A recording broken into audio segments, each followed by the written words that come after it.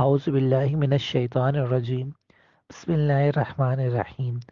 ابن عمر رضی اللہ تعالی عنہ سے روایت ہے کہ ایک مرتبہ رسول اللہ صلی اللہ علیہ وآلہ وسلم نے صحابہ کرام سے مخاطب ہو کر فرمایا کہ درختوں میں سے ایک درخت ایسا ہے کہ اس کے پتے خزاں کے سبب سے نہیں گرتے اور وہ مومن کی مثل ہیں۔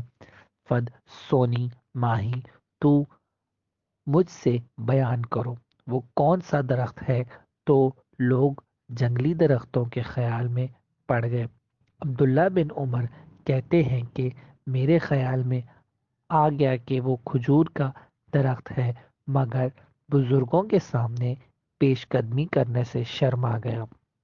بھلا آخر صحابہ نے عرض کیا کہ حج ثنا ماہی یا رسول اللہ صلی اللہ علیہ وآلہ وسلم، یا رسول اللہ آپ ہی ہم سے بیان فرمائیے۔